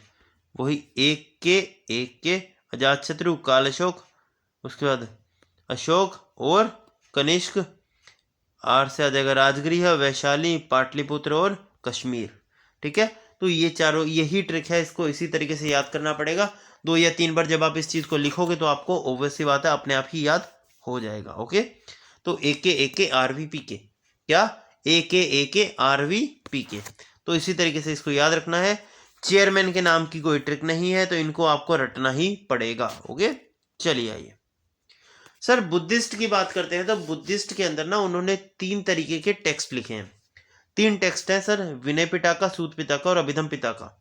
अब सर ये क्या क्या चीजें हैं, यहां से आपके एग्जाम में क्वेश्चन आता है, इसे डबल स्टार मार्क करिए। क्या क्वेश्चन आता है मैं समझा देता हूं। जब आपके एग्जाम में क्वेश्चन की लैंग्वेज दिखोगे ना तो आप समझ जाओगे हाँ सर इसका आंसर ये आएगा। ओके, तो अब जो मैं बोल रहा हूं वो ध्यान से सुनना। सर विनय पिटका, सर ये किसके बारे में बताती है? तो सिंपल सी बात ऐसे याद रखो, विनय क्या है? एक लड़के का नाम है ना, एक पर्सन का नाम है ना विनय, एक पर्सन का नाम है ना विनय। तो आप ऐसा समझ लो कि भाई एक पर्सन जो कि बुद्धिस्ट को फॉलो करता है, जो गौतम, जो कि मतलब कि संत है, जो बुद्धिज्म को फॉलो करता है, जो संत है, वो कैसा होना चाहिए? How life of Sant like, ठीक है। जो मोनास्ट होता है, जो संत होता है, वो कैसा होना चाहिए, वाकई में उसकी लाइफ कैसी होनी चाहिए? जैसे फॉर एग्जाम्पल कि कोई भी संत है, घर के बाहर आया मांगने, एक बार आवाज देगा, नहीं सुना, दूसरी बार आवाज देगा, अगर फिर नहीं बाहर आया तो वो चला जाएगा, वो नहीं कि वहां पर खड़ा रहे। तो ये जो छोटी छोटी बातें हैं कि भाई सिर्फ मांग के ही खाना है, आपने अर्न नहीं करना है, आपने अपनी लाइफ की सारी जो भी आपकी नीड्स हैं, जो भी आपका मतलब कि जो भी इच्छाएं हैं उनको छोड़ देना है। ये सब चीजें आपकी जो है कि कैसी उसकी एक लाइफ होनी चाहिए, क्या उसकी पूरी एक रूटीन होनी चाहिए, ये सारी चीज लिखी गई है विनय पिटका के अंदर, ठीक है। तो विनय पिटका किसके बारे में बताता है? Rules and regulations of Buddhist monk. Okay, उसके बाद सूत पिटका, सूत पिटाका बताता है कि सर कोई जो गौतम बुद्धा जी हैं उन्होंने सेरेमन्स किए, ये जो 4 उन्होंने अभी बुद्धिस्ट काउंसिल करी, इन चारों जगह पर उन्होंने अपने अपने प्रवचन दिए, ज्ञान दिए, बांटते करी, लोगों से मिले, है ना। तो जो भी उन्होंने प्रवचन दिए, जो भी उन्होंने बातें करी ज्ञान की, वो सारी ज्ञान की बातें लिखी गई हैं सूत पिटाका के अंदर। ठीक है, तो सूत पिटाका में क्या किया गया है, तो जो भी गौतम बुद्धा जी ने जो भी ज्ञान की बातें करी हैं वो सारी चीजें यहाँ पर लिखी गई हैं। उसके बाद आता है अभिधम पिटाका। अभिधम पिटाका क्या है सर? अभिधम पिटाका के अंदर लिखा गया है गौतम बुद्धा जी के बचपन के बारे में, कि बचपन में वो कैसे थे, कैसे वो इस लाइन में आए। ठीक है, तो कैसे उनका मन किया, कैसे वो कन्वर्ट किए धर्म की तरफ, कैसे उनका दिमाग गया, ये चीजों के बारे में लिखा गया है। ठीक है, जिसको नहीं पता मैं बता देता हूँ स्टोरी क्या थी असल में। सर गौतम बुद्धा जी के जन्म से पहले ना एक पंडित आए थे राजा के पास, होता है ना, दिखाते हैं कई बार कि भाई कैसा होगा क्या होगा। तो उन पंडित ने भविष्यवाणी करी थी कि इसको जितना ज्यादा हो सके सुख शांति के साथ अपने घर में ही रखना। जैसे तुम इसको घर से बाहर निकालोगे या बाहर जाकर ये दून दुनिया के, ये जैसे ही दुनिया के दुख देखेगा तो ये घर से चला जाएगा छोड़ के। ठीक है, और इसी वजह से क्योंकि इसके पिताजी राजा थे इनके, तो उन्होंने क्या किया, इनको सारी सुख सुविधाएं घर में ही देनी शुरू कर दी। ठीक है, एक दिन ये जिद करके और पैसे दे करके थोड़े से, तो इनका जो मंत्री होता है उसको बहला फुसला करके इसी तरीके से उसको मंत्री के साथ बाहर चले जाते हैं एक रथ के ऊपर। ठीक है, कहीं थोड़ी सी दूर जाते हैं तो वो देखते हैं कि एक जो है बीमार व्यक्ति है। ठीक है, तो वो देख करके इनको बड़ा दुख होता है। फिर थोड़ा सा आगे जाते हैं तो वो एक ओल्ड एज पर्सन को देखते हैं जो कि शरीर से बुढ़ा है, काम नहीं कर पा रहा और बस ऐसे ही जो कि चल के जा रहा है, थोड़ा सा तकलीफ में है। उसके बाद आगे जाते हैं तो वो देखते हैं एक डेथ, कि भाई अर्थी उठ रही है और अर्थी लेकर के लोग जा रहे हैं। तो ये सब चीज़ें, एक बीमारियां देखी, बुढ़ापा देखा और जब अर्थी वगैरह देखी, ये सब चीज़ें देख करके इनके दिमाग में क्वेश्चन आता है कि यार जब सब चीज़ यहीं रह जाएगी, हम छोड़ के ही चले जाएंगे, तो ये दुख को उनसे रहा नहीं जाता। और उसके बाद 29 ईयर्स की एज में ये क्या करते हैं, घर से भाग जाते हैं। ठीक है, और यही चीज़ भविष्यवाणी में हुई थी कि भाई वो जैसे ही बाहर के दुख देखेगा वो चला जाएगा। तो ये जो भी उनकी इससे पहले की लाइफ थी, जब उन्होंने बाहर के दुख नहीं देखे, जो जो वहां पर अंदर रखा हुआ था, उनको घर में रखा हुआ था, तो जो भी उनका बचपना था पूरा का पूरा, वो सारी चीजें आपको इस अभिधम पिटाका में मिल जाएंगी। ठीक है, तो क्लियर है ना क्या क्या चीजें बता रहा हूं मैं। विनय पिटाका के अंदर क्या मिलेगा कि एक जो बुद्धिस्ट साधु होता है उसकी जिंदगी कैसी होती है, क्या उसकी दिनचर्या होती है, वो चीजें यहाँ पर बताई जाती है। सूत पिटाका में आपको बताया जाता है कि गौतम बुद्धा जी ने जो जो ज्ञान की बातें बोली उसके बारे में। और अभिधम पिटाका में बताया जाता है उनके बचपन के जीवन के बारे में, कि किस तरीके से वो एक आम बच्चा, वो किस तरीके से रिलीजन धर्म की तरफ चल दिया। ओके, चलिए अब नेक्स्ट आते हैं। देखिए दोस्तों, अब यहाँ पर ना आपको इसको भी जरूरी ही याद रखना है, ये बहुत इंपॉर्टेंट है, इसको भी जरूर से याद रखिएगा कि भाई अब उनके ना कुछ सिंबल्स हैं जो आपको मैच द फॉलोइंग में पूछे जाते हैं। ठीक है, जैसे कि बात करते हैं, जब जन्म हुआ था, बर्थ हुआ था गौतम बुद्धा जी का, तो उसका एक सिंबल है, वो क्या है सर? लोटस या फिर बुल। ये दोनों ही सिंबल उनके जन्म के हैं। ठीक है, उसके बाद महाविश्वकर्मणा। महाविश्वकर्मणा का मतलब क्या होता है? घर छोड़ करके भाग जाना, जब घर त्याग दिया था उन्होंने, घर त्याग दिया था। और ये कौन सी एज में हुआ था? 29 की एज में। और इसका सिंबल क्या है? हॉर्स। क्या है? हॉर्स। ठीक है, उसके बाद आता है निर्वाहना या फिर संबोधि। निर्वाहना का मतलब क्या होता है? ज्ञान प्राप्ति। कि भाई जैसे 29 ईयर्स की एज में उन्होंने घर छोड़ दिया और वो मेडिटेशन के लिए बैठे थे, कहाँ पर सर? बोधि ट्री के नीचे। बोधि ट्री के नीचे। और ध्यान रखिएगा, पूरे 6 साल 29 ईयर्स में वो मेडिटेशन पे बैठे थे और 35 ईयर्स की एज में उनको ज्ञान की प्राप्ति हुई। तो पूरे 6 साल लगे, ये चीज याद रखिएगा। ये आपके एग्जाम में कई बार पूछा गया है कि after how many years Gautam Buddha attend completely enlightenment, कि उनको पूर्ण तरीके से ज्ञान की प्राप्ति कब हो गई थी, मेडिटेशन कब उन्होंने समाप्त किया था। तो 6 ईयर्स की एज में उनका मेडिटेशन कंप्लीट हुआ था, मतलब 6 साल लगे थे। 6 साल में उन्होंने पूरी तरीके से ज्ञान की प्राप्ति करी थी। ठीक है, बोधि ट्री के नीचे। ओके, चलिए आइए। धर्मचक्र परिनिर्वाहना, सर इसका क्या मतलब होता है? सर धर्मचक्र परिवर्तना का मतलब क्या होता है? सर इसका मतलब होता है कि ज्ञान बांटना। भाई पर्सन पैदा हुआ, lotus and symbol bull. Okay, उसके बाद आता है उन्होंने घर छोड़ दिया, घर छोड़ा, उसका सिंबल आ गया हॉर्स। ठीक है, फिर उन्होंने ज्ञान की प्राप्ति करी, कहाँ पर? बोधि ट्री के नीचे बैठ करके, तो निर्वाहना उसको कहा गया। अब भाई ज्ञान भी आ गया तो ज्ञान बांटेंगे भी तो ज्ञान बांटने को बोला जाता है धर्म चक्र परिवर्तना, कि भाई अब जो आपने सीखी है, जो आपने सीख ली है, वो सीखें आप लोगों को भी बांटें। ठीक है, और उसका सिंबल है व्हील। क्या सिंबल है? व्हील। और लास्ट एंड फाइनल जो कि सबका डेथ है, वो क्या है? महापरिनिर्वाहना। महापरिनिर्वाहना का मतलब होता है डेथ। क्या होता है? डेथ। उसका सिंबल है स्तूपा। ओके, याद रखेंगे।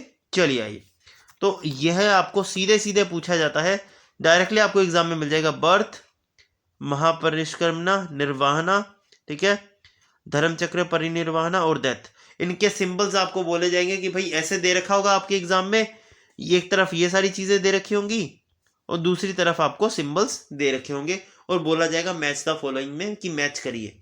तो आपको ये सिंबल्स सारे के सारे याद रखने हैं। आप प्रीवियस ईयर पेपर्स उठाएंगे सीजीएल के, तो उसमें ये चीजें मिल जाएंगी। ओके, चलिए आइए। देखिए दोस्तों, अब यहाँ पर आपको जो चीजें पता होनी चाहिए, जो कि बहुत कम बच्चों को पता है या फिर नहीं पता है। ठीक है, अभी तक देखो आप में से सब बच्चों ने यही चीज पढ़ी है गौतम बुद्धा जी के बारे में, कि उन्होंने ज्ञान की प्राप्ति करी बोधि ट्री के नीचे, यही चीज पढ़ी है। अगर मैं बात करता हूं, बताइए जरा, गौतम बुद्धा जी ने ज्ञान की प्राप्ति किस नदी के किनारे करी है? तब बताइए जरा कि कौन सी रिवर के किनारे करी है गांधी जी, मतलब इन्होंने, गौतम बुद्धा जी ने ज्ञान की प्राप्ति जो है किस रिवर के किनारे करी है? बताओ। तो यहां पर फंस जाओगे ना, तो इसी चीज को ध्यान रखिएगा। ये क्वेश्चन आपका इंपॉर्टेंट है, ये आपका सीजीएल में 2 बार पूछ चुका है। अब इस बार चांसेस है कि बाकी जो छोटे पेपर्स होते हैं आपके, जो जीडी हो गया, एमटीएस हो गया, या फिर आपका सीएचएसएल वगैरह हो गए, इनमें आपके पूछ सकता है। ठीक है, तो ये आ जाएगा निरंजना रिवर। ओके, तो यहां पर इसको जरूर याद रखिएगा, ये बहुत इंपॉर्टेंट है। Niranjana river, Niranjana river. Clear है? तो अब कुछ बेसिक क्वेश्चन है जो फटाफट से आप अपने आप को आंसर करते रहना। सबसे पहला याद रखते हैं, चलिए आइए अब देखते हैं। ठीक है, बताइएगा आपका स्कोर कितना रहा। बताइए जरा, गौतम बुद्धा जी के फादर का नाम क्या है? ठीक है, गौतम बुद्धा जी के फादर का नाम क्या है? फटाफट से अपने मन में सोचिए। ठीक है, दूसरी चीज, सर गौतम बुद्धा जी के सन का नाम क्या है? ठीक है, गौतम बुद्धा जी के सन का नाम क्या है? तीसरी चीज कि सर इनको कितने साल लगे थे? हाउ मेनी ईयर्स, कितने साल लगे थे इनको ज्ञान की प्राप्ति होने में और कब से कब तक? ठीक है, जैसे मान लो यहाँ पर इसका आंसर आएगा 6 साल, 29 से लेकर के 35। ठीक है, फिर इनके बेटे का नाम आ जाएगा राहुल। ठीक है, उसके इनके फादर का नाम आप मुझे कमेंट में बताइएगा। ठीक है, ये मैं आंसर नहीं करूंगा। इसके अलावा इन्होंने ज्ञान की प्राप्ति कौन सी नदी के किनारे करी थी? तो निरंजना रिवर। कौन सी? निरंजना रिवर के किनारे करी थी। ठीक है, ये सब चीजें आपको याद रखनी है। बोलो यहां तक किसी को कोई भी डाउट? ठीक है, यहां पर हमारा गौतम बुद्धा जी का चैप्टर होता है खत्म। ठीक है, और यहां पर आपको याद रखना इनकी डेथ हुई थी आफ्टर 49। ठीक है, 49 के बाद इनकी डेथ हो गई थी। ओके, चलिए आइए। सर बुद्धिस्ट की बात करते हैं तो यहाँ पर ना 3 तरीके के आपको सेक्ट्स मिलेंगे। ठीक है, सेक्ट्स इन द सेंस कि मतलब कि ज्ञान, एक तरीके से आप ऐसा समझ लो। ठीक है, हीनायान, महायान और वज्रयान। ठीक है, हालांकि ये डिटेल में नहीं पूछे जाते। ठीक है, बट याद रख लो, यहाँ पर पढ़ लेते हैं थोड़ा सा, है ना, पूछ भी ले तो क्या पता, इसीलिए। तो सर हीनायान क्या है? हीनायान जो है असल में पाली लैंग्वेज में लिखी गई है और इसमें बताया गया है गौतम बुद्धा जी के शिक्षा के बारे में, जो उन्होंने शिक्षा दी थी। ओके, महायान, सर महायान में बताया गया है, ये संस्कृत लैंग्वेज में है और इसमें बताया गया है हेवनली लाइफ ऑफ बुद्धा। ठीक है, हेवनली लाइफ ऑफ बुद्धा। और उसके बाद आता है वज्रयान, ये सर इसमें बताया गया magical powers, the magical powers. हालांकि ये पूछा नहीं जाता, आप चाहें तो छोड़ सकते हैं। ओके, चलिए नेक्स्ट आते हैं और लास्ट टॉपिक आज का हमारा जैनिज्म। ठीक है, सर जैनिज्म की बात करते हैं तो बताइए जरा, देखो इधर, सर सबको ये चीज पता है कि जैनिज्म जो है इसके फाउंडर कौन है? बताइए जरा, सर इसके फाउंडर कौन है? अब जिन जिन का आंसर आया है महावीर स्वामी, आपका आंसर गलत है। ओके, अब आप बोलोगे सर क्यों?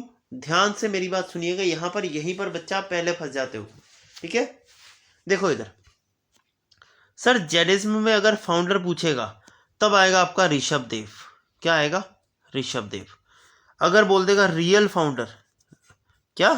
रियल फाउंडर, तब आपका आ जाएगा कौन, महावीर स्वामी, तब आ जाएगा आपका आंसर महावीर स्वामी। बोलो बात समझ आई। तो जैनिज्म के फाउंडर ऋषभ देव और रियल फाउंडर महावीर स्वामी। तो ये सिर्फ फाउंडर है ऋषभ देव जी और रियल फाउंडर आ गए महावीर स्वामी।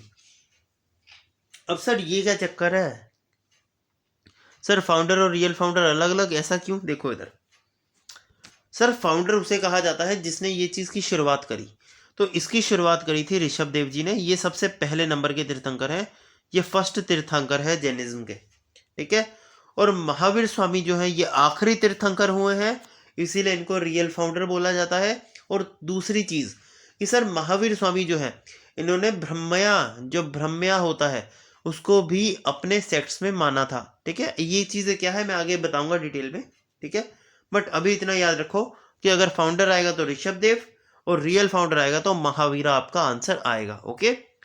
अब आते हैं नेक्स्ट जरा, ठीक है। अब कुछ इंपॉर्टेंट बातें जो यहाँ पर ही बता देता हूँ क्योंकि मैंने यहाँ पर ज़्यादा डिटेल में नहीं लिया, ठीक है। देखो इधर, सर जैनिज्म में कितने तीर्थंकर होते हैं? सर 24 तीर्थंकर होते हैं। कितने होते हैं सर? 24। सर 24th तीर्थंकर का नाम है महावीरा, ये 24th है, ठीक है। ऋषभ देव जो है सर ये फर्स्ट है, ठीक है, ये फर्स्ट है। ये चीज़ें आपको पता होनी चाहिए। नेक्स्ट आते हैं सर, देखो मेनली जो जैनिज्म है ना वो 4 प्रिंसिपल पर काम करता है, अहिंसा, सत्या, एष्ठ्या और अप्रिज्ञा, ठीक है। ये क्या है सर? अहिंसा है, अहिंसा कह लो, अहिंसा लिखा हुआ, ठीक है। अहिंसा यानी कि नॉन वायलेंस, सत्य यानी कि ट्रुथ, असत्या, आस्था, आस्था यानी कि बिलीव इन गॉड, आस्था है ये, ओके। आस्था यानी कि बिलीव इन गॉड। और लास्ट आता है अप्रिज्ञा। अप्रिज्ञा का मतलब क्या होता है कि अपनी इच्छाओं को मत रखो, ठीक है, अपनी इच्छाएं छोड़ दो। नेक्स्ट आता है, तो इतना डिटेल में जाने की जरूरत नहीं। अब जैसे हमने बुद्धिज्म के हमने सिंबल पढ़े थे ना कि बर्थ का क्या होता है, डेथ का क्या होता है, फिर महावृषकर्मणा का क्या होता है, उसी तरीके से यहाँ पर जैनिज्म में भी आपके सिंबल्स पूछे जाते हैं। और ये चार्ट नहीं बच्चों को याद होता। एक बार के लिए बच्चे क्या करते हैं, जितने भी आपको ये वाला चार्ट है ना, ये वाला चार्ट तो लगभग 90% बच्चे जो एग्जाम में बैठेंगे वो पढ़ के आएंगे। ये वाला चार्ट तो उनको पता होता है, हर बच्चा पढ़ के आता है। लेकिन जो जैनिज्म वाला ये जो चार्ट मैं आपको करवाने वाला हूँ ना, ये चार्ट ऐसा है कि बच्चे आप लोगों को नहीं पता होता इसके बारे में, ठीक है। ये चार्ट इंपॉर्टेंट है। अब आइए जरा इसके बारे में देखते हैं कि क्यों इंपॉर्टेंट है। देखो इधर, सर ऋषभ देव, जो ऋषभ देव हैं इनका सिंबल है बुल, जो आदिनाथ है इनका सिंबल है एलिफेंट, ठीक है। जो पार्श्व, ये एक साथ रखना ए वी, ठीक है। जो पार्श्वनाथ हैं उनका सिंबल आ जाएगा सरपेंट और महावीरा का आ जाएगा लोयन। ये सिंबल जरूर याद रखिएगा। ये आप एक काम करिएगा, CGL 2023 का पेपर उठाइएगा, उसमें आपको मिल जाएगा। इसके अलावा आप CPO 2021 का पेपर है, उसमें भी ये चीज़ मिल जाएगी। तो ये चीज़ें वहीं से मैंने ली हैं। अब आगे स्क्रीनशॉट्स भी दिखाता हूँ मैं आपको, टेंशन मत लो। ये देखो यहाँ पर ना आगे हम ऐसे क्वेश्चंस भी कवर करेंगे, तो हर चीज़ आपकी कवर करवा दूंगा मैं, तो डोंट वरी उस चीज़ के बारे में, टेंशन मत लो, ठीक है। अभी जो मैं पढ़ा रहा हूँ बस वहीं फोकस करो। आओ उधर, ठीक है। तो जैनिज्म के बारे में हमने अभी तक क्या चीज़ें पढ़ी हैं, देखो इधर। सर जैनिज्म की बात करें तो हमने देखा कि इसके फाउंडर कौन है, sir Rishabh Dev ji. Real founder कौन है, सर रियल फाउंडर आ जाएगा महावीरा। सर ऋषभ देव जी जो है ये फर्स्ट तीर्थंकर आते हैं, महावीरा जो है ये 24th तीर्थंकर आते हैं। और टोटल सर इसमें 24 तीर्थंकर होते हैं, ठीक है। इसके अलावा हमने क्या पढ़ा कि सर जो जैनिज्म है ये 4 मेन टीचिंग को फॉलो करता है, यानी कि 4 मेन बातों को फॉलो करता है। अहिंसा यानी कि नॉन वायलेंस, सत्य यानी कि ट्रुथ, ठीक है, आस्था यानी कि बिलीव इन गॉड, और उसके बाद आता है अप्रिज्ञा। अप्रिज्ञा का मतलब होता है अपनी इच्छाओं को मत रखो, ओके। यानी कि आप किसी भी मतलब अपनी कोई भी इच्छा मत रखो, सिंपल, ये सिंपल लैंग्वेज में यही होता है, ओके। चलो उसके बाद इनके सिंबल्स जरूर याद रखिएगा। ये चार्ट बहुत इंपॉर्टेंट है, मैं बार बार बोल रहा हूँ, इस चार्ट को मत भूलिएगा, ये चार्ट बहुत इंपॉर्टेंट है, ठीक है। अब देखो बच्चे, मैं आपको एक फैक्ट बात बताता हूँ कि जो मैं ये वाले चार्ट्स बता रहा हूँ ना, अब जो चीज़ तो हर बच्चे को पता है, जो चीज़ हर बच्चा पढ़ के जाता है वो हर बच्चा करके भी आएगा। ठीक है, अगर आपको सिलेक्शन लेना है ना तो उन चीज़ों पे फोकस करो जो चीज़ें कम बच्चे पढ़ते हैं, जो चीज़ें नहीं जानते बच्चे, और अगर वहां से क्वेश्चन आपके एग्जाम में आता है तो आप उन बच्चों में से होने चाहिए जो करके आते हैं। ठीक है, 90% भीड़ एक जैसा पढ़ के जाती है, एक जैसा पेपर करके आती है। जो 10% बच्चे बचते हैं ना, वो चीज़ें भी पढ़ के जाते हैं जो बाकी बच्चे छोड़ देते हैं, और वही बच्चे सिलेक्शन ले जाते हैं। तो इसीलिए उन चीज़ों पे फोकस ज़्यादा रखना जो चीज़ें आप नहीं पढ़ते हो या छोड़ देते हो। ठीक है, चलो अब देखो बात करते हैं महावीर स्वामी जी की। ठीक है, जिनके ऊपर जो रियल फाउंडर कहे जाते हैं और जिनकी लाइफ के बारे में हमें थोड़ा सा पता होना चाहिए। ओके, चलो सर, महावीर स्वामी जी का जन्म हुआ था 540 BC में। ठीक है, कहाँ पर? कुंदन ग्राम में, और ये बिहार के अंदर है, वैशाली डिस्ट्रिक्ट में। ओके सर, इनके फादर का नाम है सिद्धार्था, और सिद्धार्था एक बात याद रखिएगा, गौतम बुद्धा जी का चाइल्डहुड नेम भी है। ओके, महावीर स्वामी के फादर का नाम है सिद्धार्था, और साथ ही साथ गौतम बुद्धा जी के बचपन का नाम, यानी कि गौतम बुद्धा जी के चाइल्डहुड नेम भी सिद्धार्थ है। ओके, चलिए सर, महावीर स्वामी जी की जो मदर है उसका नाम है त्रिशला। ठीक है, और उनकी बहन का नाम है चिटक्का। ओके, यहाँ पर बस आपको इतना याद रखना। और इन्होंने शादी करी थी यशोदा से। ठीक है, और इनकी जो डॉटर है, बेटी है, उनका नाम है अमोजना। ठीक है, या फिर आप प्रियदर्शिनी कह सकते हो। ठीक है, और इनकी शादी हुई थी सर, प्रियदर्शिनी यानी इनकी बेटी की शादी हुई थी जयमाली से। ठीक है, अब आप बोलोगे सर इसके बारे में तो खानदान थोड़ी पता करना है, मान ली बात आपकी। अब यहाँ पर थोड़ी सी चीज़ ध्यान से मेरी सुनना बच्चे, बहुत इंपॉर्टेंट है, ध्यान से सुनना। सर, आपको इनके फादर का नाम पता होना चाहिए तो वो पढ़ लेते हैं, इनकी मदर का नाम पता होना चाहिए तो वो पढ़ लेते हैं। इसके अलावा सर, इनकी जो बेटी है ना प्रियदर्शिनी, ये इंपॉर्टेंट है, और इन्होंने जिससे शादी करी थी, यानी कि इनकी बेटी जो है उसकी जिससे शादी हुई थी जो जयमाली है, ये इंपॉर्टेंट क्यों है? ये वाला इस पर्सन का नाम बहुत इंपॉर्टेंट है। क्यों? क्योंकि सर जो महावीर स्वामी है ना, इनका सबसे पहला शिष्य, सबसे पहला चेला जो बना था वो जमाली बना था, यही बना था इनका खुद का जमाई। ओके, तो ये इसीलिए इंपॉर्टेंट है, तो became the first discipline of Mahavira. Okay, इसीलिए ये इंपॉर्टेंट है, इसीलिए ये इंपॉर्टेंट है, ये चीज आपको याद रखनी है। ओके, चलिए आइए सर, अब महावीर स्वामी जी की बात करते हैं तो ध्यान रखिएगा कि भाई जब ये 30 साल के थे, ठीक है, 30 साल के थे तब इन्होंने घर छोड़ा था, ये चीज़ है। गौतम बुद्धा जी ने 29 की एज में छोड़ा, इन्होंने 30 की एज में छोड़ा था। उनकी पिताजी की जब डेथ हो गई तो उसके बाद इन्होंने घर छोड़ा था, ध्यान रखिएगा। ओके, चलिए अब बाकी चीज़ें इतनी ज़्यादा इंपॉर्टेंट नहीं है और इसमें इतना डिटेल में जाता भी नहीं है। ठीक है, बस आपको यहाँ पर एक छोटा सा पॉइंट है जो याद रखना है, जो कि इंपॉर्टेंट है, वो ये कि इन्होंने अपना सबसे पहला सेरेमनी यानी कि सबसे पहला ज्ञान जो था वो पावापुरी यानी पावा में बांटा था। ठीक है, ये वाला पॉइंट आपके लिए इंपॉर्टेंट है यहाँ पर, इसके अलावा आपको कुछ नहीं पढ़ना है। ओके, चलिए आइए, तो महावीर स्वामी के बारे में अभी तक हमने क्या पढ़ा? सर, ये 24th तीर्थंकर थे, फादर का नाम था सिद्धार्था, मदर का नाम था त्रिशला। ठीक है, इनकी वाइफ का नाम क्या था? इनकी जो वाइफ का नाम था यशोदा, इनकी बेटी का नाम था प्रियदर्शिनी। ठीक है, और उनकी जो शादी हुई थी प्रियदर्शिनी की वो हुई थी जमाली से। ठीक है, जो कि सबसे पहला शिष्य बना था, डिसिप्लिन बना था महावीर स्वामी जी का। ओके, चलिए ये सर, इन्होंने सबसे पहली बार ज्ञान कहाँ दिया था? पावा में दिया था। ओके, चलिए आइए, अब सर ये रियल फाउंडर क्यों कहे जाते हैं? देखो दोस्तों, अभी मैंने आपको बताया था कि जैनिज्म जो है वो सिर्फ 4 चीजों को फॉलो करता है: अहिंसा, सत्य, एष्ठा और अप्रिहिज्ञा। ठीक है, लेकिन जो महावीर स्वामी है इन्होंने बोला कि नहीं, हम 5 चीजों को मानेंगे। वो 5वीं चीज ब्रह्मचर्य जो है ये ऐड करी गई थी महावीर स्वामी जी के द्वारा, इसीलिए ये बोला जाता है रियल फाउंडर। इसीलिए इनको बोला जाता है रियल फाउंडर, क्योंकि इन्होंने ब्रह्मचर्य को भी ऐड करा था। ओके, चलिए अब आते हैं क्वेश्चंस पर, फटाफट से आप मुझे आंसर देते जाइएगा और उसके बाद हमारा लेक्चर होता है खत्म। तो आओ फटाफट से। सर, महावीर स्वामी जी जो है कहाँ पर जन्म हुआ था इनका? सर, बिहार के अंदर हुआ था, अभी हमने पढ़ा है। चलिए बताइए जरा, महावीर स्वामी जी ने घर कब छोड़ा था? अभी मैंने आपको बताया था कितने उम्र में, 30 साल की उम्र में घर छोड़ा था। ठीक है, जिसको नहीं पता लगा आओ यहाँ पर दिखा भी देता हूँ, एट द एज ऑफ 30। ठीक है, इन्होंने घर छोड़ा था। ओके, चलिए आइए, बताइए ज़रा, महावीर स्वामी जी जो हैं इन्होंने स्लेवेशन कहाँ पर अटेन करी थी, बताइए ज़रा।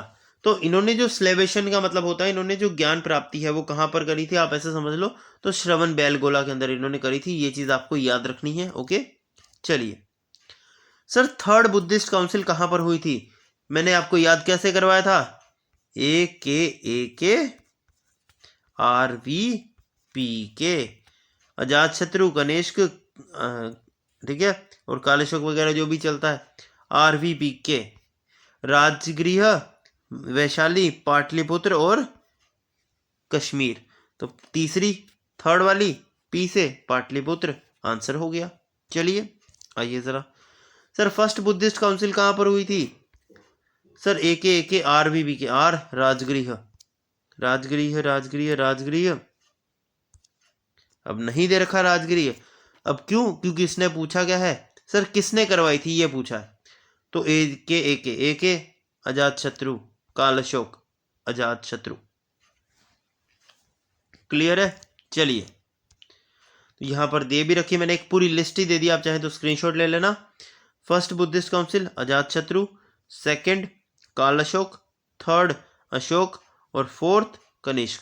कहाँ कहाँ पर, राजगृह, वैशाली, पाटलिपुत्र और कुंदलवन। ओके, ये कश्मीर में है कुंदलवन। ओके, चलिए आइए, बताइए ज़रा हड़प्पन साइट जहाँ से गोल्ड मिला है, बताइए ज़रा वो आज के समय में कहाँ पर है।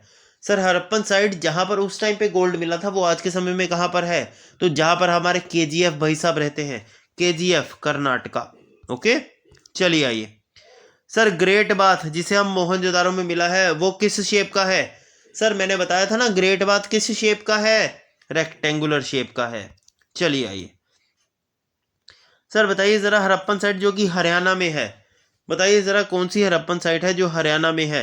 सर मैंने बताया था धोलावीरा गुजरात में है, तो ये नहीं होगा। ठीक है, बताइए ज़रा कौन सी हड़प्पन साइट है जो कि हरियाणा में है, बताइए ज़रा। सर लोथल, ये आपकी हरियाणा में है।